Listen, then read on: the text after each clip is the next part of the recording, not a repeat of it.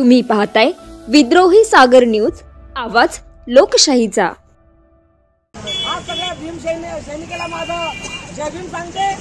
तर माझे मुस्लिम बांधव असतील, आमचे अण्णाभाऊ साठे यांचे कार्यकर्ते असतील, या जे कार्यकर्ते आपण आलेलो आहे, अशा कार्यकर्त्याला आपण सगळं फिरायला पाहिजे। तू या पक्षात, मी या पक्षात, जाऊ द्या, त्याला गुंडाळून राहायचं आणि असं काम पडलं जाणार यायचं।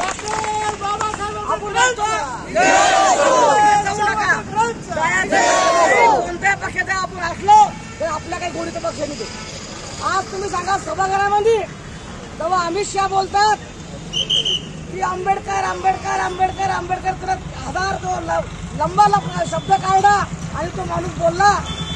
भाजपच्या सभागृहामध्ये आपल्या घरात कोणी असतं तो सभागृहात थांबवला असता की बाबा तू शोरूम म्हणतो, बाबासाहेबाला असं म्हणतो, त्या घटनेच्या आधी तू तिथं शपथविधी घेतो।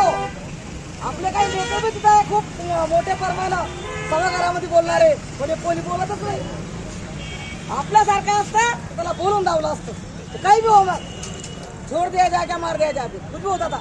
पण मला हे म्हणायचं आहे अमित शहाला आणि मोदीजीनं समजून शहाला सांगायला पाहिजे ते आलं काही बोलतं, अमित शहा आलं काही बोलतं माणसाला, कोणाच्या कोणी त्याच्यावर बोलल, कोणत्या मागासवर्गीवर बोलल, एसटीवर बोलल, हे कोणता धंदा आलाय। मी म्हणते नरेंद्रभाई मोदीनं अमित शहाला घेऊन काम मंत्र द्यायला पाहिजे आणि जागेवर थांबायला पाहिजे। एवढंच बोलते, थांबते। जय हिंद, जय भीम।